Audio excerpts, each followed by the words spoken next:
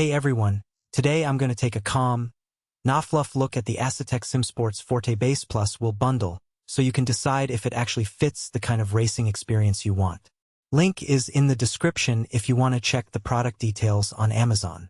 The reason I'm digging into this is that the sim racing market is full of promises immersion beyond all, pure direct drive performance. And it's easy to end up spending a lot of money on something that feels great on paper, but leaves you questioning the real value once it's on your desk.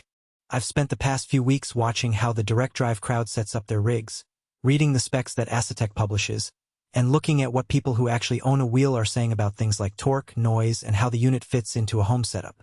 What follows is a rundown of the practical side of owning this bundle, not a sales sheet. First off, the big draw of any direct drive wheel is the force feedback. ASETEK's Forte Base claims to harness pure direct drive performance, and the numbers line up with other units in the same torque class, roughly 1,012 Newton-meters of steady torque, enough to make you feel every bite of a corner and every slip of the rear.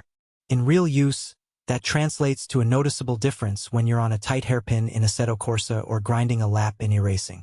Instead of the vague, rubbery sensations you get from a belt-driven wheel, you get a solid, almost mechanical pull that tells you exactly where the grip is braking.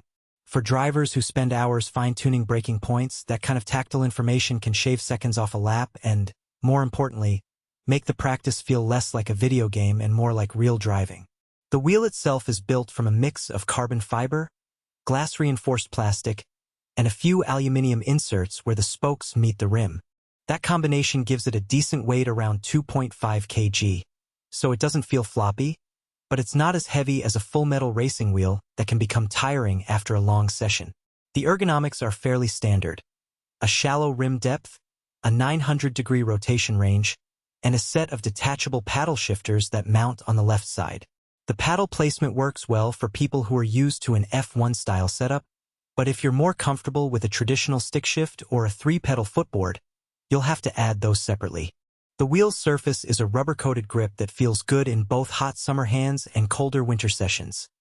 It doesn't get overly slick, and the texture holds up after a few weeks of sweaty racing.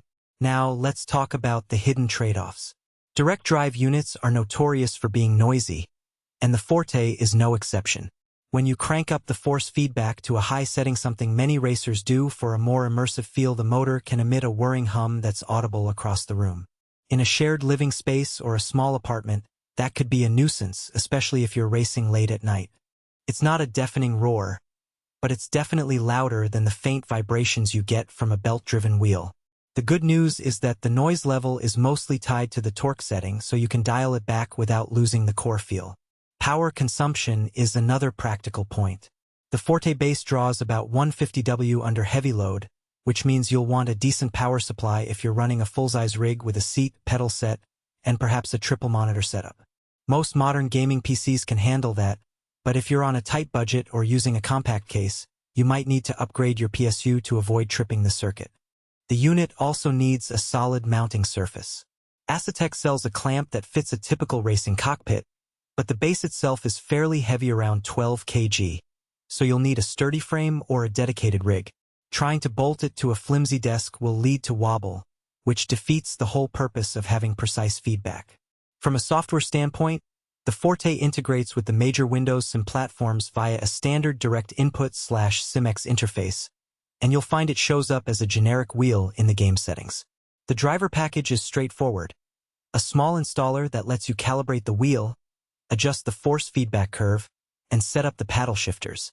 There are no fancy companion apps or cloud profiles, which keeps things simple, but it also means you won't have the granular customization that some high-end brands offer. If you like to tinker with force curves for each car, you'll spend a bit more time in the game's own settings. Who should consider buying this bundle? If you already own a decent sim rig, have a PC that can push 100+ FPS in a modern racing title, and you're looking for that next level of immersion without stepping into the six-figure price range of the top-tier brands, the ASETEK Forte gives you a solid entry into true direct drive territory.